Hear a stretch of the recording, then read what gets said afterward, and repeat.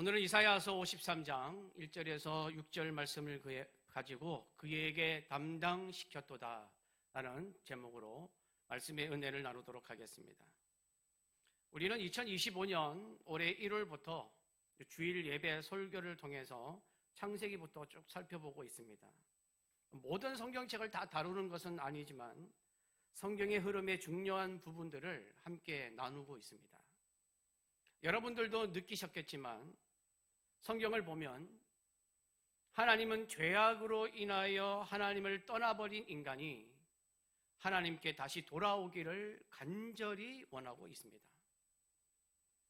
그래서 성경은 계속 하나님을 향한 믿음에 관해서 믿음을 지켜온 인물들에 대해서 그리고 믿음을 지키지 못한 자들을 하나님이 어떻게 하셨는지에 대해서 말씀하고 있습니다. 오늘 말씀 이사야 53장도 마찬가지입니다. 남유다가 하나님을 떠나 우상을 숭배하고 죄악을 범함으로 타락하여 하나님께 징계를 받아서 바벨론에게 멸망을 당하고 바벨론 포로로 끌려가는 비참함을 눈앞에 둔 상태에서 주어진 말씀입니다. 나라는 무너졌고 왕권은 사라지고 성전은 파괴되고 백성들은 절망했습니다. 이제 우리에게는 아무 소망이 없다고 생각하고 있을 그때 하나님은 너희는 멸망당하는 것으로 끝나는 것이 아니라 내가 너희를 회복시킬 것이며 이스라엘 백성뿐만 아니라 너희처럼 하나님을 떠나버린 온 인류를 구원할 준비도 하고 계신다라는 희망의 메시지를 들려주고 있습니다. 오늘 본문 말씀도 그 내용입니다. 오늘 본문 말씀은 우리가 고난주간에 자주 듣는 고난받는 종에 대한 말씀입니다. 이 고난받는 종은 우리가 다 아는 것처럼 예수 그리스도를 말합니다. 예수 그리스도는 온 인류의 구원을 위해서 이 세상에 탄생하기 전 약 700년 전에 이미 이사야서 53장에 언급되어 있습니다. 그런데 이 고난의 종에 대한 말씀이 아이러니한 것은 이스라엘이 절망 가운데 있을 때에 하나님이 이사야를 통해서 회복의 메시지를 선포하시면서 주신 내용인데 그 내용이 이스라엘 백성들이 생각하는 우리 인간이 생각하는 그런 메시지가 아니었습니다. 하나님은 이 고난의 종을 무너진 시대를 일으켜 세울 하나님의 해답이라고 선포하셨습니다.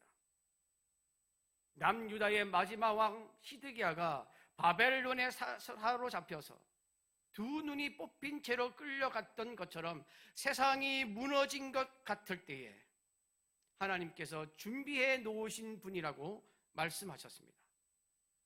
창세기 3장 15절에 머리를 상하게 할 여자의 후손이라고 말씀하셨으며 아브라함에게 모든 민족이 복을 얻을 씨라고 말씀하셨고 유다의 후손으로 오실 왕이라고 말씀하셨습니다. 엘리야가 로뎀나무 아래에서 무너진 것처럼 인류가 죄로 말미암아 완전히 무너진 그 자리에 있었을 때 하나님이 죄와 좌절의 끝에서 새로운 희망을 여시는 분이라고 말씀하셨습니다. 그렇다면 강하고 늠름한 승리의 왕, 영광스러운 왕, 세상을 정복하는 왕의 모습이어야 하는데 그게 아니었습니다. 이런 종이 우리를 구원할 수 있을까? 이런 종이 우리의 소망이 될 수 있을까? 그런 의문이 들 정도의 모습을 하고 있다고 오늘 성경은 말씀하고 있습니다. 오늘 말씀 1절은 이렇게 시작합니다. 우리가 전한 것을 누가 믿었느냐? 여호와의 팔이 누구에게 나타났느냐? 하나님이 보내신 고난의 종이 나타났지만 사람들이 그를 알아보지 못했다고, 아무도 믿지 않았다고, 사람들이 다 거절했다고 말씀하고 있습니다. 왜 그랬을까요? 그 이유가 2절에 나와 있습니다. 함께 봉독하겠습니다. 그는 주 앞에서 자라나기를 연한 순 같고 마른 땅에서 나온 뿌리 같아서 고운 모양도 없고 풍채도 없은즉 우리가 보기에 흠모할 만한 아름다운 것이 없도다. 고운 모양도 없고 풍채도 없고 우리가 보기에 흠모할 만한 아름다운 것이 하나도 없었기 때문입니다. 세상은 능력 있는 사람, 화려한 사람, 우리를 구원할 사람이라면 모든 것을 갖춘 성공한 사람을 생각했습니다. 그런 사람을 원했습니다. 그래서 하나님이 이스라엘의 구원을 위해, 우리 인간의 구원을 위해 보내신 분이라면 강하고 당당하고 멋있고 화려하고 늠름해 보일 것으로 생각했는데 하나님이 보내신 종은 아름다운 것이 하나도 보이지 않았습니다. 하나님이 해결책으로 보내신 예수 그리스도는 온 인류의 죄를 짊어지는, 말 그대로 죄를 짊어지고 고난받는 종이었습니다. 사람들은 예수 그리스도께서 영광스러운 왕이 아니라 고난받는 종으로 세상에 오시자 천덕꾸러기처럼 대하였습니다. 어떻게 대하였을까요? 3절입니다. 함께 봉독합니다. 그는 멸시를 받아 사람들에게 버림을 받았으며 간고를 많이 겪었으며 질고를 아는 자라 마치 사람들이 그에게서 얼굴을 가리는 것 같이 멸시를 당하였고 우리도 그를 귀히 여기지 아니하였도다. 고난의 종으로 오신 예수 그리스도는 사람들에게 멸시를 받았고 간고를 겪었고 질고를 아시는 자가 되었습니다. 여러분, 멸시는 가치가 없다고 판단하여 가볍게 여기는 것을 말합니다. 사람들이 기대했던 메시아가 고난의 종으로 오시자, 고난의 모습을 하자 사람들은 가치가 없다고 생각했습니다. 온 인류의 죄를 사하고 구원하러 오신 하나님, 인간을 위하여 저 높은 하늘 보좌를 버리고 이 낮고 낮은 땅에 오신 하나님을 가볍게 여겼습니다. 여러분, 혹시 우리도 예수 그리스도를 세상의 가치보다 가볍게 여기지는 않습니까? 예수 그리스도의 말씀을 세상의 문화보다 가볍게 여기지는 않습니까? 사람들은 예수 그리스도를 가볍게 여겼습니다. 길거리에서 전단지를 받으면 그냥 무시하면서 받자마자 버리는 것처럼 예수 그리스도를 무시하며 버렸습니다. 이에 고난의 종 예수 그리스도는 간고를 많이 겪어야 했습니다. 간고는 아프고 고통을 느끼는 것을 말합니다.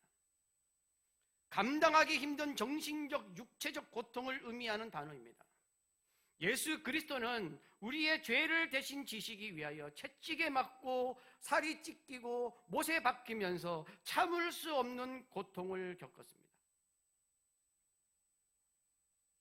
이런 고통을 겪으면서까지 인간의 죄를 대신 감당하겠다고 자기 몸을 내던지셨는데 예수님을 따라다녔던 무리들도, 예수님과 늘 함께 있었던 제자들도 다 예수님을 떠났습니다. 고운 모양도 없고 풍채도 없고 아름다운 것이 하나도 없었기에 다 떠나버렸습니다. 심지어는 예수님을 십자가에 못 박으라고 하면서 손가락질까지 하였습니다. 그래서 4절에서는 이 간고라고 번역된 원어를 슬픔이라고 또 다르게 번역을 하였습니다. 우리의 슬픔을 당하였거늘, 우리가 가져야 할 슬픔을 대신 가졌다고 말씀하고 있습니다. 예수 그리스도는 육체적으로도 너무 힘들고 아프고 괴로웠지만 예수님이 그렇게 사랑을 베풀고 긍휼과 자비를 베풀었던 사람들마저 예수님을 알아보지 못하고 예수님의 말씀을 믿지 못하고 떠나는 것을 보고 예수님의 마음은 더 아프고 더 괴로워서 슬퍼할 수밖에 없었습니다. 또한 예수님은 질고를 아는 자였습니다. 질고는 병들다, 약해지다 라는 뜻입니다. 질병과 고통을 의미하는 단어입니다. 이 질병과 고통은 인간이 죄로 말미암아 경험하는 세상의 각종 고통과 고난을 가리키는 말입니다. 예수님은 하나님이시지만 사람의 몸으로 오셨습니다. 왜냐하면 사람을 이해하고 사람을 용서하고 사람을 구원하기 위하여 사람의 몸으로 오신 것입니다. 그러므로 예수님은 사람이 당하는 고통을 아셨습니다. 사람이 당하는 질병도 아셨습니다. 사람이 당하는 모든 것을 몸소 체험하심으로 사람의 모든 것을 잘 알고 계셨습니다. 그래서 인간을 더 구원하려고 했습니다. 더 죄에서 벗어나게 하려고 하였습니다. 더 사랑을 베풀려고 하셨습니다.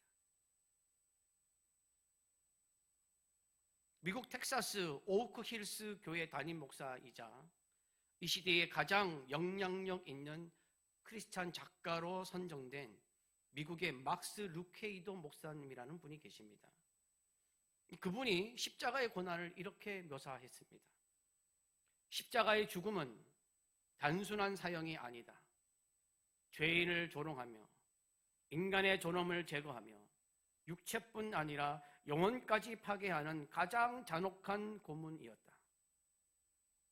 예수께서 그 길을 선택하셨다는 사실은 인간을 향한 사랑이 얼마나 깊은지 보여준다. 사람들이 멸시하고 버린 예수 그리스도의 고난은 사랑과 자비가 많았던 한 사람의 안타까운 죽음이 아닙니다. 칼로 나무를 새긴 것처럼 인간이 깊이 박혀있는 죄로 인한 것이었고, 인간의 영혼을 살릴 수 있는 단 한 가지의 방법, 그 처절하고 비참한 방법을 선택하신 완벽한 사랑의 길이었습니다. 그 완벽한 사랑을 우리 인간에게 베푸신 예수 그리스도를 멸시한 인간들을 오늘 말씀 6절 3방절에서는 이렇게 진단하고 있습니다. 우리는 다 양 같아서 그릇 행하여 각기 제 길로 갔거늘. 우리는 다 양 같아서 그릇 행하였다고 말씀하고 있습니다. 그릇 행하여라는 말을 원어로 보면 엉뚱한 길로 빠지다, 잘못된 길로 굴러 떨어지다, 방황하다, 돌이킬 수 없이 벗어난다라는 뜻을 가지고 있습니다. 직접 양을 치는 목자로서 경험을 한 평신도 사역자가 있습니다. 그 사역자의 이름이 필립 켈러라는 사람인데, 이 사람이 자기가 양을 치는 목자로서의 삶을 경험하고 난 다음에 양과 목자라는 책을 썼습니다. 이 책에 보면 이런 내용이 나옵니다. 양은 가장 쉽게 길을 잃는 동물이다. 높은 지능도 없고 방향 감각도 없으며 가장 작은 틈만 주어지면 순간적으로 길을 벗어나 되돌아올 수 없는 곳까지 가버린다. 즉, 양은 고집이나 반항심 때문에 길을 잃어버린 것이 아니라 그저 어리석고 약하고 시야가 좁기 때문에 자기도 모르게 점점 더 목자와 멀어지는 것입니다. 이게 바로 인간입니다. 죄를 지으려고 작정해서 멀어지는 것이 아니라 유혹에 빠지면 방향 감각이 없어서 조금만 더 하다가 하나님과 아주 멀어져 버리는 것입니다. 지금 세상이 그렇게 된 것입니다. 인간이 죄 가운데 헤매는 이유는 다른 이유가 있어서가 아니라 목자 되신 하나님을 떠났기 때문입니다. 그러므로 죄를 이기려고 하지만 실패하고 상처를 벗어나려고 하지만 더 깊이 빠지고 마음을 바로 잡으려고 하지만 더 무너지고, 믿음을 세우려고 하지만 반복해서 죄에 빠져버립니다. 인간은 어리석고 약하고 방향 감각도 없고 앞길을 볼 수 없는 존재입니다. 스스로 구원할 수 없는 존재입니다. 그래서 하나님은 자신의 아들 예수 그리스도를 보내신 것입니다. 그리고 인간은 너무 어리석고 약하고 대책이 없는 존재이기에 예수 그리스도께서 대신 고난받는 종으로 오실 수밖에 없었습니다. 이에 6절 하반절에는 하나님께서 예수 그리스도를 고난의 종으로 세상에 보내신 이유를 밝히고 있습니다. 여호와께서는 우리 모두의 죄악을 그에게 담당시켰도다. 이 말씀은 성경 전체를 통하여 우리에게 주시는 복음이자 십자가의 핵심입니다. 여러분, 여기서 담당시켰다에 해당하는 원어가 파가라는 단어입니다. 이 파가의 의미를 살펴보면 하나님이 예수님을 고난의 종으로 보내신 이유가 분명하게 드러납니다. 이 파가라는 단어는 세 가지의 의미를 생각할 수가 있습니다. 첫 번째 의미는 강제로 옮겨놓다, 완전히 옮겨놓다, 죄를 상대에게 완전히 전가한다라는 뜻입니다. 인간은 자신이 저질러 놓은 죄를 해결할 수 없는 존재입니다. 오직 하나님의 아들 예수 그리스도만이 이 죄를 해결하실 수 있기에 하나님은 인간의 죄를 그냥 부분적으로 옮긴 것이 아니라 모두 다 완전히 강제적으로 예수님께 다 옮겨 놓으셨습니다. 죄의 책임을 예수님께 완전히 이전시켜서 감당하게 하신 것입니다. 두 번째 의미는 대치한다, 대신 감당하게 한다라는 뜻입니다. 제3자가 모두 떠안는 것을 말합니다. 여러분, 내가 지은 죄를 다른 사람이 해결하려면 그 사람이 나의 죄값을 그대로 치러야 합니다. 대신 감당한다고 죄가 적어지지 않습니다. 죄값이 줄어들지 않습니다. 하나님은 우리의 죄를 예수님께 그냥 전달한 것이 아니라 예수님이 우리 인간이 지은 모든 죄의 대가를 치르게 하려고 그 자리에 세워놓으신 것입니다. 즉, 하나님은 우리의 죄를 예수님께 완전히 전가하셨습니다. 이에 우리는 자유를 얻고 예수님은 끔찍한 고통을 당하셨습니다. 우리는 평안을 누리고 예수님은 죽임을 당하셨습니다. 이것이 십자가의 복음입니다. 찰스 스펄전 목사님은 죄의 대속에 대해서 이렇게 설명했습니다. 죄의 책무가 하나님 앞에서 우리를 억누르고 있었다. 그러나 그리스도께서는 우리 대신 그 장부를 가져가셨다.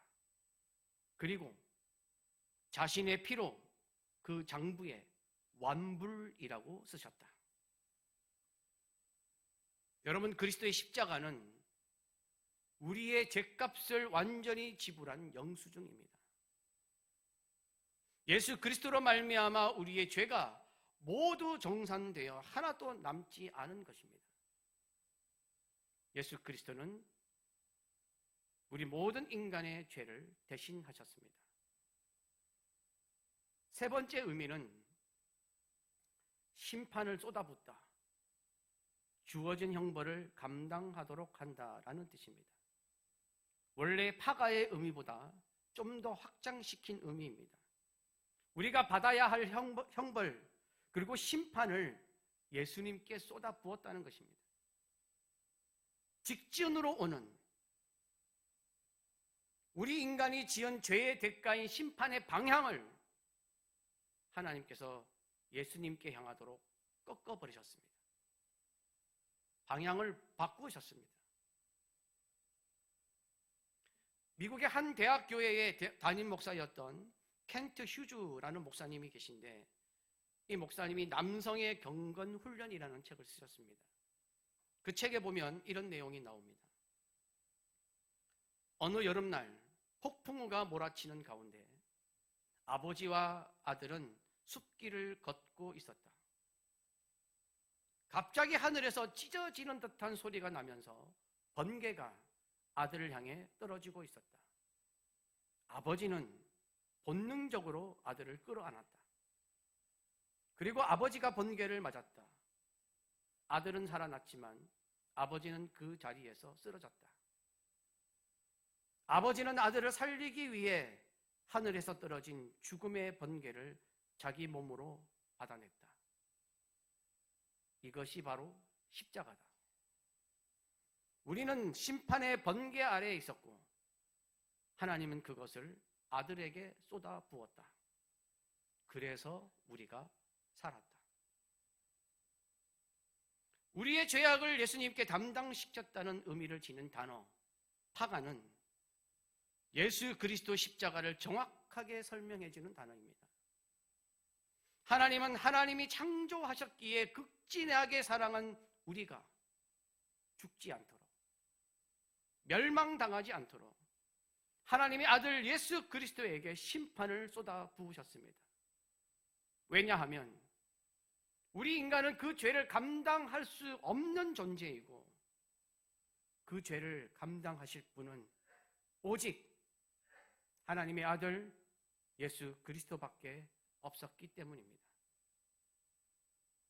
예수 그리스도는 고운 모양도 없고 풍채도 없고 아름다운 것도 없어서 사람들에게 멸시당하고 버림받았지만 예수님은 자신을 멸시하고 버린 사람들의 죄악을 담당하셨습니다. 그런데도 인간들은 예수 그리스도는 징벌을 받아서 하나님께 맞으며 고난을 당한다고 말하였습니다. 자신의 죄를 대신하여 간고와 질고와 멸시를 당하고 있음에도 하나님께 벌을 받는다고 조롱하던 존재가 바로 우리 인간입니다. 이에 우리의 죄악을 예수 그리스도에게 담당시킨 하나님과 우리를 구원하기 위하여 기꺼이 그 비참한 고난을 담당하신 예수 그리스도를 향해 우리가 가져야 할 자세는 무엇일까요? 첫 번째, 십자가의 고난을 항상 깊이 기억하십시오. 자신의 죄를 가볍게 여기지 말고 예수 그리스도의 은혜를 당연하게 여기지 말고 우리를 위하여 십자가에 자기 몸을 내어주신 예수 그리스도께 드리는 예배가 형식적이 되지 않도록 하시기를 바랍니다. 두 번째, 예수 그리스도의 사랑을 신뢰하십시오. 우리가 넘어져도 예수 그리스도의 은혜는 변하지 않습니다. 우리가 흔들려도 예수 그리스도의 사랑은 영원히 변하지 않습니다. 예수 그리스도는 우리를 위해 자신의 생명까지 내놓으신 분이십니다. 그러므로 우리는 예수 그리스도의 사랑을 잊지 않는 자가 되어야 합니다. 예수 그리스도의 사랑은 우리의 심장에서 계속 뛰고 있음을 기억하며 예수 그리스도를 신뢰함으로 살아가는 자가 되어야 할 줄 믿습니다. 세 번째, 십자가의 은혜로 날마다 새로워지십시오. 예수 그리스도의 십자가 은혜를 진심으로 믿는 사람은 다시 죄의 자리로 돌아가지 않습니다. 죄 가운데 빠지더라도 반드시 회개합니다. 십자가로 말미암아 새로운 피조물이 되었음을 기억하며 새로운 삶, 새로운 마음으로 살아가야 하는 줄 믿습니다. 여러분, 우리는 모두 다 양 같아서 그릇 행하는 길로 가는 사람들이었습니다. 그러나 하나님의 종, 고난의 종, 예수 그리스도는 우리의 죄를 짊어지시고 우리의 죄를 사하시기 위해서 오셨습니다. 그의 찔림은 우리의 허물 때문이고 그의 상함은 우리의 죄악 때문입니다. 예수 그리스도께서 징계를 받았기에 우리가 평화를 누렸습니다. 예수 그리스도께서 채찍에 맞으면서 고통을 당했기에 우리가 나음을 입었습니다. 이 은혜를 제발 잊지 마십시오. 하루에도 수시로 묵상하십시오. 우리의 신앙과 믿음은 이 은혜로부터 시작됩니다. 만약에 이것을 잊는다면 우리의 신앙은 헛된 것이 될 것이고 우리의 믿음은 시작조차 할 수 없을 것입니다. 이 상상조차 할 수 없는 예수 그리스도의 은혜를 기억하며 감사하고 순종하고 찬양하며 살아가는 참된 그리스도인이 되시기를 간절히 바랍니다.